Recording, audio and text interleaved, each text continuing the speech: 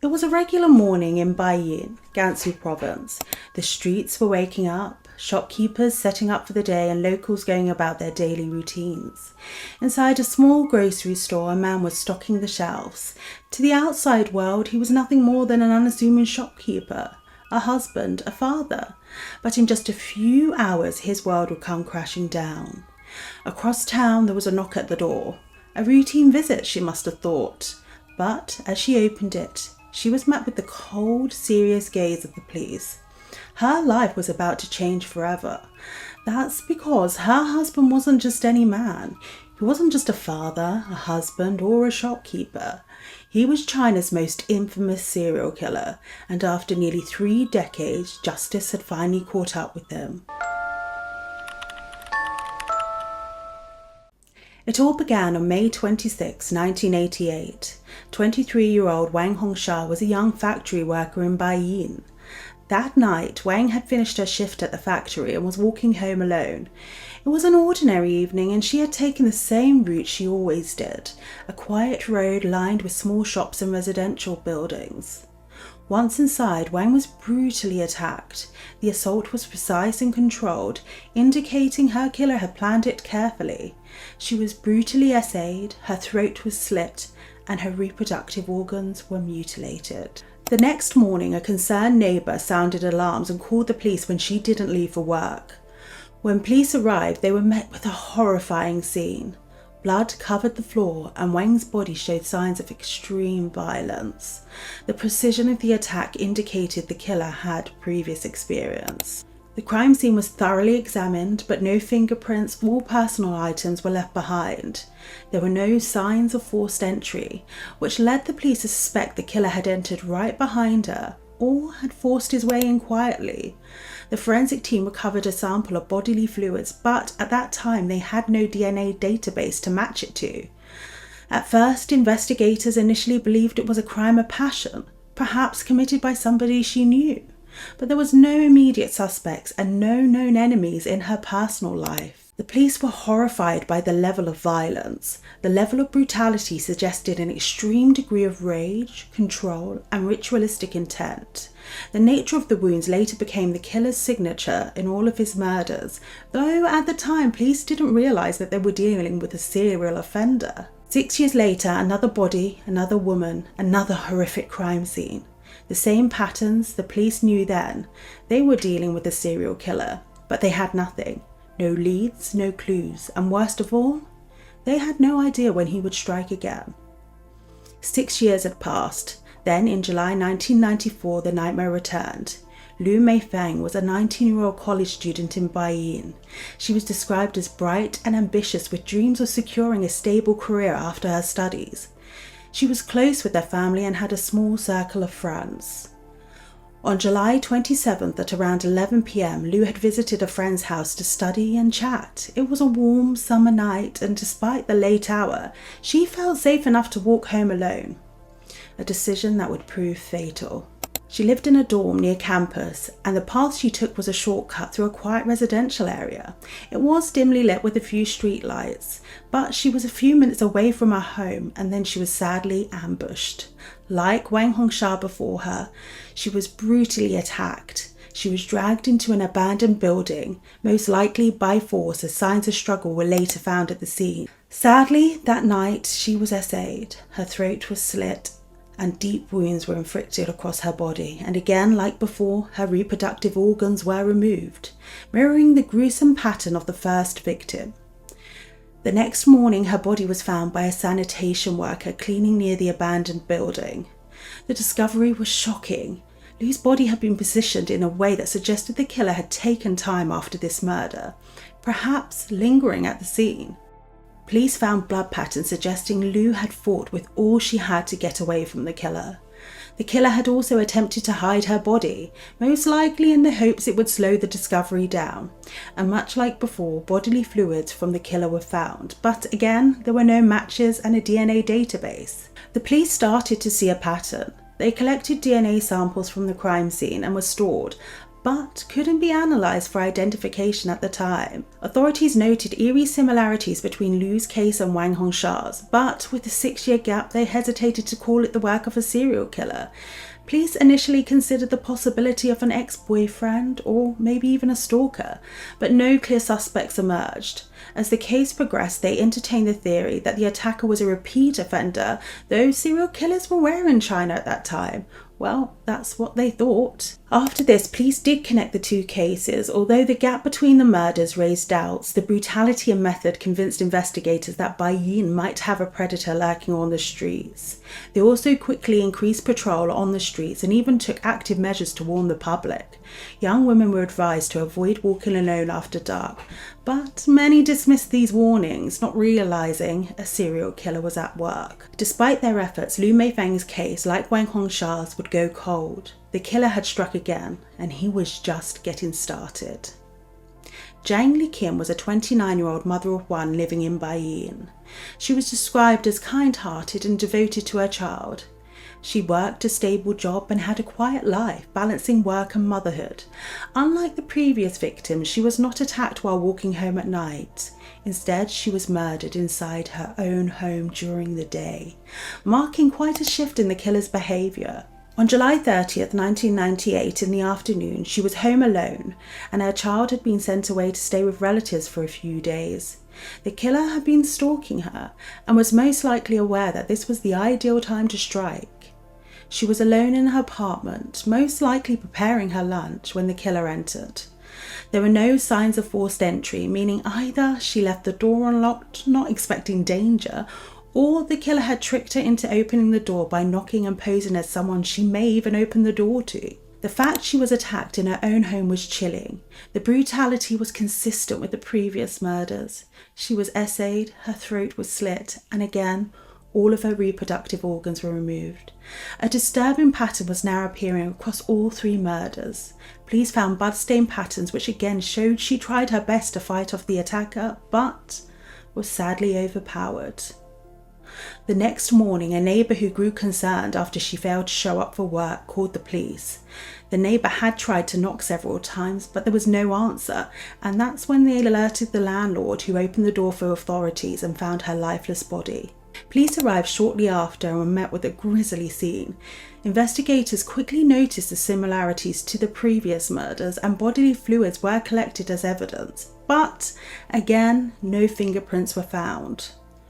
One haunting detail was that her body was carefully arranged after death, a sign that the killer was in no rush and may have stayed in the apartment for quite some time. The killer had positioned her on the floor. She was not where she would have naturally fallen, but was deliberately moved and placed in a specific position. He also arranged her limbs unnaturally. Her arms were carefully placed by her sides rather than left in a defensive position, indicating the killer had indeed repositioned her body after death. Her body was left exposed in a way that suggested an intentional display, most likely for the killer's psychological gratification. While there were no signs of a struggle, the final position of her body suggested the killer had wiped parts of her and manipulated the scene to his liking. From this, the police could learn multiple insights to the killer. One was that he was not in a hurry to flee the scene of the crime. It also told investigators that the killer had impulse control, and this showed his focus and deliberation. Zhang's case was a turning point in the investigation. The clear deliberation and repetition of details across the murders forced police to consider that a serial predator was at work. However, with no DNA database or suspects, the case remained unsolved and the killer vanished again. But he did return in the year 2000. Chen Lian was a 25-year-old waitress working in Baiyin. She was independent, hard-working and well-liked by both colleagues and customers. Like many young women in the city, she lived alone in a modest apartment and often worked late shifts. On November 20th, 2000, at around 10:30 p.m. that night, she had just finished her shift at a small restaurant where she worked. She had a routine: walk home, take a shortcut through a quiet street, and lock herself inside her apartment. But this time, she was being watched. She took her usual route through a small, dimly lit park just a few blocks from her home. It was an ordinary night, nothing seemed out of place. But as she stepped onto the winding path through the park, someone emerged from the shadows. She was overpowered and dragged into a concealed area. Signs of the struggle were found. She fought back with everything she had, but the killer was stronger. Much like the previous victims, all three indicators of the killer's calling card were present. Essayed, throat slit, and reproductive organs were removed. Unlike the earlier murders, this one took place in a public setting rather than in an apartment or an abandoned building. This was a riskier move, suggesting either increased confidence or an uncontrollable urge. The next morning, a passerby discovered her. The passerby initially thought someone had passed out, but as they got closer, they realized the horrifying truth and immediately contacted the police. Investigators arrived quickly and began documenting the scene. They noted that despite the brutality, there were no immediate clues to identify the perpetrator, no personal items, no footprints, and as usual, no fingerprints. But one thing stood out. The killer had again posed the body. She was laid on her back with her arms extended outwards, almost as if in a stage display. Her legs were slightly apart, which emphasized the violent nature of the crime. Her clothing was also removed and placed in a neat pile beside her, suggesting the killer had taken time after her murder. The way her body was arranged suggested an escalation in the killer's confidence, leaving her in an open area, fully exposed to be discovered, hinted at his growing boldness and the psychological control he exerted over his crimes. This was not a rushed murder. It was a statement. Zhao Yuying was a 20-year-old university student known for her bright spirit and dedication to her studies. Balancing academic pressures with her vibrant social life, she was admired by her peers for her kindness and determination. December 5th, a month later, at around 10 p.m, Zhao had stayed late on campus for a group project meeting. Confident and accustomed to nightlife on campus, she took a short walk from the library to her dorm, unaware that danger was lurking nearby. Her dorm was located in a quiet residential area on campus. Although the area was generally safe and well lit, the killer had been watching her movement for days, learning her routine, waiting for the perfect moment to strike. In a premeditated and horrifying attack, she was assaulted in the relative safety of her own dorm corridor. The killer had observed her for several days, noting her routine and the times when she was most vulnerable. Once in her dorm room, she was overpowered, essayed, and again brutally murdered. Her throat was slit in a manner consistent with the other victims, and her reproductive organs were also removed, continuing the chilling signature of the killer. The following morning, when Zhao failed to respond to several calls and her roommates grew increasingly concerned, a supervisor was sent to check on her. The grim discovery shocked everybody. Her body lay in her room, evidence of a violent struggle evident in the disarray. Forensic teams recovered DNA samples and other trace evidence from the scene, which bore the same chilling signature again from previous cases. However, for the third time, the killer had staged the victim's body, his new addition to his sick calling card of confidence. With this fifth victim, investigators were increasingly convinced they were dealing with a serial killer. A rare and terrifying notion in this region. Authorities theorized that the killer had been targeting women based on specific criteria, perhaps related to appearance or even routine, as evidenced by his prolonged observation of her. The university community was immediately alerted. Security measures were intensified and public warnings were issued to students, advising them to avoid walking alone after dark. Despite the increased efforts, the case grew cold. The forensic evidence was preserved, and while it connected Zhao's murder to the previous victims, it still provided no direct leads to the killer's identity. The chilling pattern was now unmistakable, and Baiyin was gripped in fear of a serial killer who continued to elude capture. Next, there was Sun Xiaohong. She was a 28-year-old shop assistant known for her friendly demeanor and reliability. Working in a local retail store in Baiyin, she was well regarded by the members of her community, balancing her job and modest personal life. Friends and colleagues remembered her as kind, hardworking, and full of promise. March 15th, 2001 at 11 p.m. She had just finished her evening shift at the retail store. Having taken the same route home she always did, she assumed nothing unusual would occur on what she expected to be a routine return home. Sun's apartment was situated in, again, a quiet residential neighborhood in Baiyin. The route she took was typically deserted after dark, with only a few street lights and narrow alleys.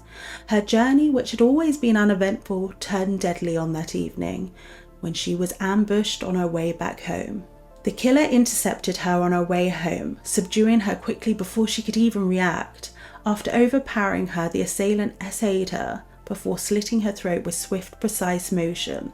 In keeping with the established pattern, the killer mutilated her body, removing her reproductive organs in an act that suggested a disturbing compulsion. The following morning, a neighbour who, concerned by the silence coming from her apartment, alerted authorities.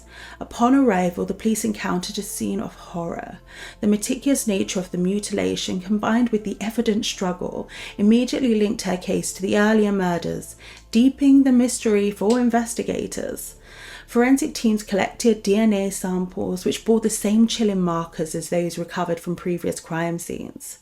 The crime scene was carefully documented, but yet again, noting the absence of fingerprints or any personal items that might have provided clues. Sun Xiaohong's murder not only intensified public fear, but also cemented the profile of the remorseless killer, whose methods were chillingly methodical.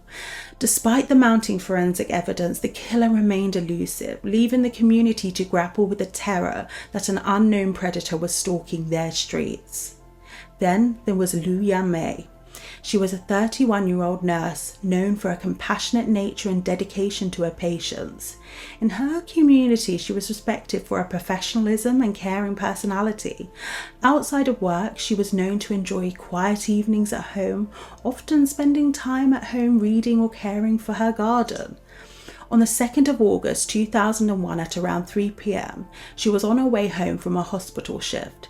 It was an unusually warm afternoon and she had planned to stop by a local market and pick up some groceries.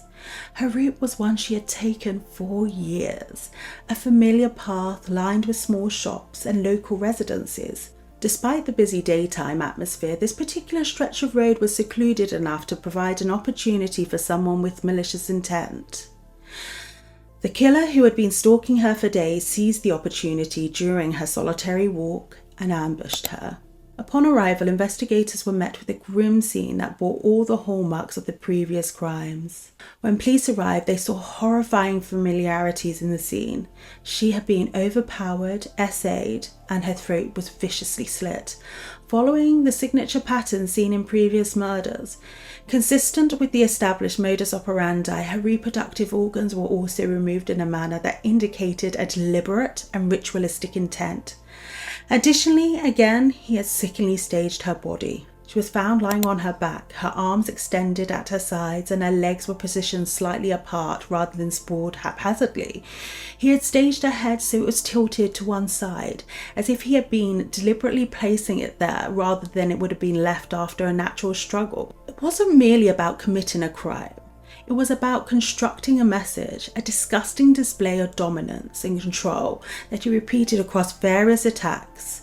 This meticulous staging ultimately contributed to forming a pattern that investigators could connect across multiple cases, even if the killer himself remained elusive for many years. Meet Ma Yuxi. She was a 27-year-old office worker known for her diligence and quiet determination. She was a rising professional in Baiyin, respected by colleagues for her efficiency and warm personality. Outside of work, she was seen as independent and responsible young woman with promising prospects. On May 15, 2002, around 7:30 p.m, on that day, she had finished her routine day at the office. Like many others, she looked forward to returning home to relax and prepare for the next day. Her evening took a tragic turn when she found herself being targeted on the way back home. She lived in a modest apartment located in a quiet residential district of Baiyin. After leaving her office, she took the familiar route home, a path she had walked countless times without incident. However, on that fateful evening, the killer was waiting. The perpetrator intercepted her on her usual route, ambushing her when she was at her most vulnerable. Sadly, she was overpowered, and after a violent struggle, she was essayed and brutally murdered. Her body was discovered the next day when a neighbour who, noticing her door was ajar and no signs of her, immediately alerted the authorities. The grim discovery sent shockwaves through the community. The neighbours' concern and prompt action led to a rapid response from the police, who arrived at her apartment to document the horrifying scene. Police discovered a similar pattern from the killer. In keeping with his signature pattern, the killer had removed her reproductive organs, leaving behind a disturbing and methodical crime scene. Unusually though, the killer was sloppy. In this case, the killer left behind a faint trace DNA, a critical piece of evidence that at that time did not match any records on the police database.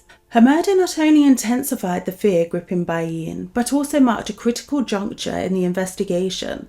The faint DNA evidence, though not immediately useful, would later serve as a vital clue in piecing together the identity of the killer, a ghost who had terrified the city for nearly 2 decades. Then we meet Gao Chengyong. She was a 32-year-old mother known for her nurturing nature and commitment to her family. Employed locally, she was regarded as warm, community-oriented, and dedicated to raising her child in the close-knit neighbourhood of Baiyin. On October 12, 2002, at around 6 p.m, she had gone about her evening errands and had set out on her familiar path home, confident and unaware of what was to come. The street was typically serene in the early evening. Dim streetlights cast long shadows, and the normally busy route had quietened down as residents began their nightly routines. It was in this deceptive calm that the killer struck. As she walked home alone, a shadowy figure emerged from a side alley, quickly closing the distance. She was overpowered and in a sudden, brutally assaulted.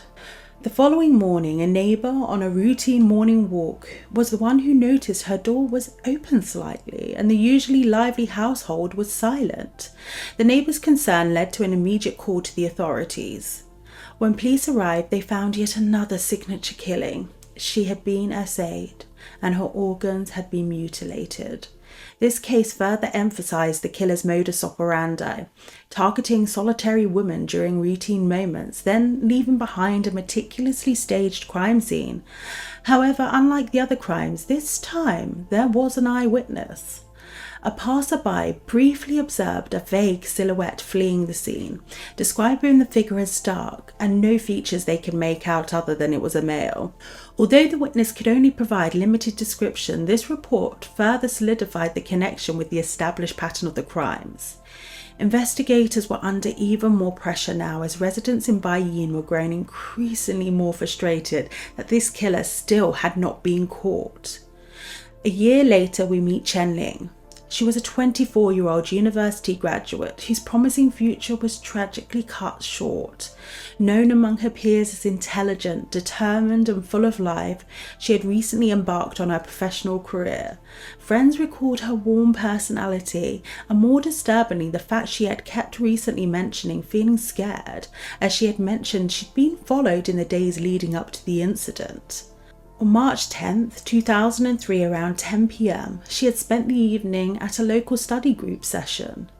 As she made her way home, the lingering apprehension about being followed, which she had confided in close friends in, turned into a terrifyingly grim reality. She lived in a quiet residential area of Baiyin. The route she took home was a familiar one, usually safe and well lit. However, that night, an unknown assailant exploited the dimly lit streets and vulnerability of her walking home alone. As she walked home, the killer closed in swiftly. She already was uneasy from earlier encounters and was caught off guard. When police arrived, they knew exactly who they were dealing with. The brutal attack, evidence of essay and a mutilated body, it was him. Again. Her death amplified the fears in Baiyin. People were terrified and wanted this killer caught ASAP. 2 years later, there was Li Mei. She was a 26-year-old aspiring professional known for her vibrant personality and strong work ethic. Having recently completed her studies, she was eager to embark upon a promising career and was well regarded by friends and colleagues. Her warm smile and caring nature made her beloved by figures in the community, a stark contrast to the terror that would soon engulf her life. Late evening, at around 10:45 on the 8th of February 2005, she had attended a small celebration with friends to mark her recent academic achievements.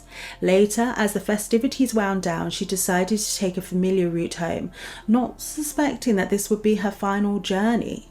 She had taken this route countless times, a well-known path lined with softly lit streetlights and a few passers-by. The calm of the night provided an illusion of safety, a deceptive backdrop for the heinous crime that was about to unfold. As she walked home, a shadowy figure emerged and unexpectedly closed the distance with alarming speed. The next morning, a jogger was out for a run. The jogger was alarmed by the sight of an unresponsive figure lying near the doorway and immediately alerted authorities. When police arrived, they were confronted with a scene eerily consistent with the earlier murders, meticulous in its brutality, another blueprint of the killer's heinous acts. As the killings continued, so did the fear. Women in Baiyin and surrounding areas stopped going out at night. The streets emptied after dark. The killer seemed to have no pattern in his victims, except for one chilling detail. Many of them wore red. Mothers warned their daughters. Shops stopped selling red dresses. The police were desperate for a break, but the killer left nothing behind. No fingerprints, no CCTV footage. He was a ghost. And then, 28 years after the first murder, a single mistake would lead police straight to the killer. But it wasn't his mistake. On the morning of the 26th of August 2016, after nearly 3 decades of fear, dead ends and mounting frustration, the long unsolved case took a dramatic turn. What seemed like another routine day in Baiyin would soon become a historic moment in Chinese criminal investigation. During a routine DNA test, police saw something strange, a partial match to DNA found at the crime scene. It wasn't the killer's DNA, but it was close. This could mean only one thing: the killer was a relative.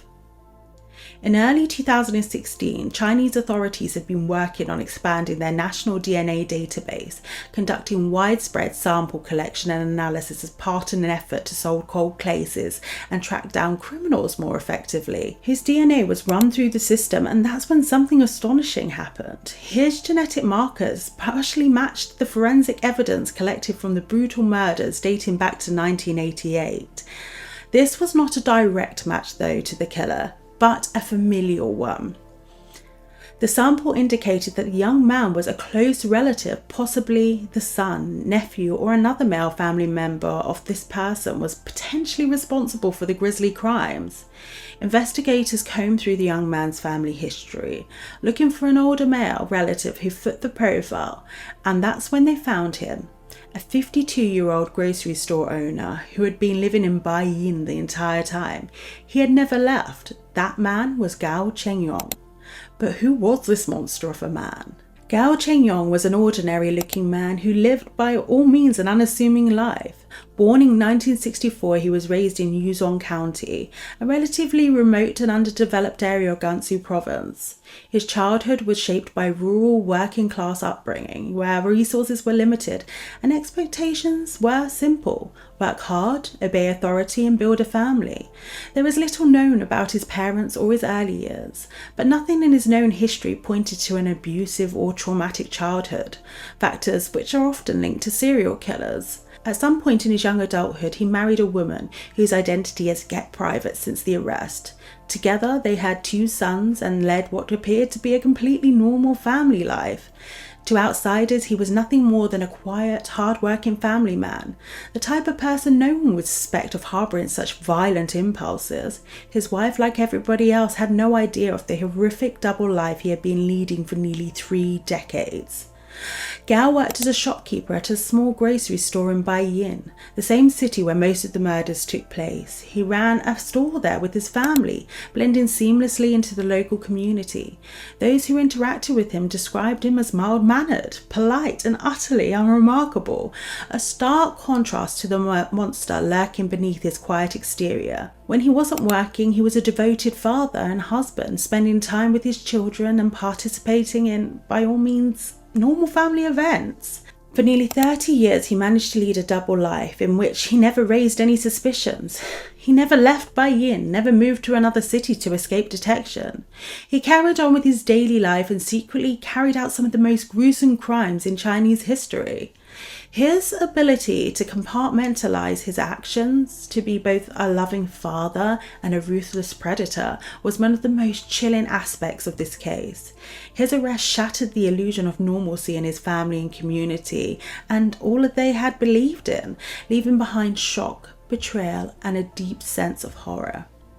Investigators moved swiftly on the morning of August 26, 2016. Police officers approached Gao at his small grocery shop in Baiyin. He was at work, going about his routine as he stocked shelves and greeting customers. It was a mundane scene, one that gave no indication of the horrors he had committed decades earlier. As soon as the police entered, Gao reportedly became physically nervous, his hands trembling. When they informed him that he was under investigation for a series of murders, he did not resist. He was taken into custody without a struggle, his face pale with the realization that his long-hidden secret had finally caught up to him. The man who terrorized Baiyin for nearly 30 years, the ghost who had evaded justice, leaving behind nothing but fear and bloodshed, had finally been unmasked. The evidence was undeniable, and for the first time in decades, there was finally an answer to the question that haunted the city for so long. Who was China's Jack the Ripper? He explained how he stalked his victims, often following them home and ambushing them in isolated locations. He described how he essayed, murdered, and mutilated them, reinforcing the sadistic nature of his crimes. He explained how he avoided capture, revealing how he had carefully wiped down crime scenes, ensuring to never leave any fingerprints or obvious evidence behind. Each revelation confirmed what the police had suspected but never been able to prove. He had been a ghost, a predator hiding in plain sight during one of the longest and most terrifying manhunts in the history of China.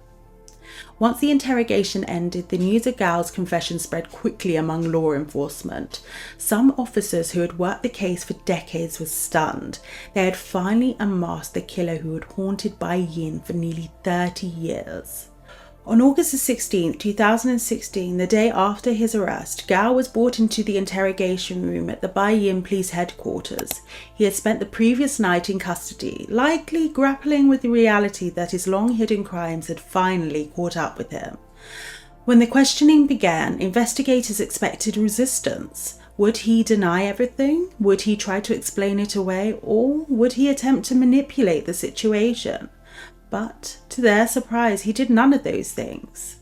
Unlike many serial killers who resist, deny, or play psychological games, Gao confessed almost immediately. There was no struggle, no excuses, no attempts to evade responsibility. In chilling detail, he admitted to all 11 murders spanning from 1988 to 2002, providing insights into his thought process, methods, and motivations. He showed little to no emotion as he recounted the brutal attacks. Investigators noticed that his voice was calm, almost as if he was discussing an ordinary event rather than a series of horrific crimes. He spoke methodically, offering information without hesitation. One detective later recalled that his lack of remorse was one of the most disturbing aspects of his confession. He did not seem to feel guilt, only acceptance. When asked why he committed these horrific acts, he gave a deeply unsettling response: "I have an uncontrollable urge to kill." He admitted that his primary motive was sexual violence, stating that he targeted women who were alone, often wearing red, and followed them home before striking. His crimes were meticulously planned, yet he seemed to take no pleasure in the aftermath. He killed and moved on, never leaving behind a letter or revealing his murders like some serial killers do. His actions were brutal, but they were calculated. The first response from the public was one of shock and disbelief. Many people had assumed that the killer had either died or left China, or was in prison for another crime. Not that he had been living a normal life, running a grocery store, raising a family, and interacting with neighbours for decades. One said, "How can someone so ordinary do something so evil?" Another woman commented, "He looked just like any other shop owner. I must have passed by his store hundreds of times." And another said, "I can't believe his wife and children had no idea. How do you live with a man like this?" Online forums and social media erupted with discussions, many comparing him to Jack the Ripper due to his brutal methods and his ability to evade capture for so long. For the people of Baiyin, the news was even more disturbing. This was a city that had lived in fear for decades, especially women who avoided walking alone at night, stopped wearing red, and changed their routines to avoid becoming a victim. "For years we lived in fear," one recalled. "The police never caught him and we thought he had disappeared. Now we find out that he was here the entire time." Another resident, visibly shaken, told reporters, "I used to buy things from his store. He smiled at us. He was polite, and now I find out he was this monster. It makes me sick." On Chinese social media, the public demanded the harshest punishment possible. Many were outraged he had been allowed to live a peaceful life while his victims were left dead and forgotten. On Weibo, comments included, "A man like this should never be allowed to live. He should be executed immediately." Another said, "His wife and children must be devastated. Imagine finding out the man you loved was a serial killer." Another said, "This case is just proof that justice will always catch up to you, no matter how long it takes." Some users even speculated whether his family had suspicions or if he had even been violent in the home. Others pointed out how he managed to avoid capture for so long, highlighting the weakness of forensic technology in the early years of the investigation. For the families of Gao's victims, the news brought mixed emotions. Relief that the killer had been caught, but also the unbearable pain as old wounds were reopened. One victim's sister said, "We have waited for this day for so many years. We never thought we'd get justice. Now that he's caught, I just want to ask him why. Why did you do this to my sister?" Another grieving mother stated, "There was no forgiveness. My daughter was only 20 years old. She had a whole life ahead of her. This man took everything from us." After his confession and the overwhelming forensic evidence linking him to the 11 brutal murders, Gao Chengyong's case moved quickly through the Chinese judicial system. He faced a comprehensive list of charges, including 11 counts of murder, for the death of his victims for nearly over 3 decades. R and SA, each crime scene revealed evidence of SA and violence, corpse desecration, and the mutilation of victims. Specifically, the removal of reproductive organs added an additional layer of horror to the charges. The sheer number and nature of the charges painted a grim picture of a methodical and remorseless killer. The trial became one of the most high-profile cases in modern Chinese criminal history. He was brought before the court and given the overwhelming evidence. He did not mount a vigorous defense. The prosecution meticulously outlined the timeline of his crimes, explaining how his methodical approach to stalking, assaulting, and mutilating his victims spanned from 1988 to 2005. His defense was minimal. He admitted to his actions, which, rather than mitigating his sentence, underscored the premeditated nature of his crimes. His calm demeanour during the trial, combined with stark details of his confession, left little room for doubt about his guilt. For many of the families who had long awaited justice, the finality of the death sentence brought a bittersweet sense of closure after years of anguish.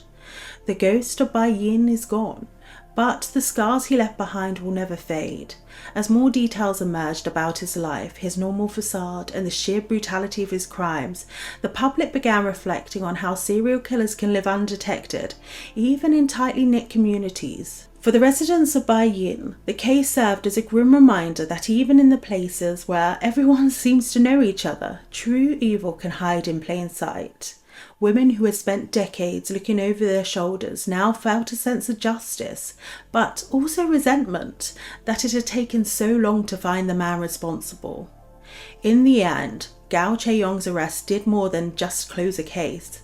It exposed the terrifying reality that a serial killer can literally be anyone, even the quiet man running the local grocery store.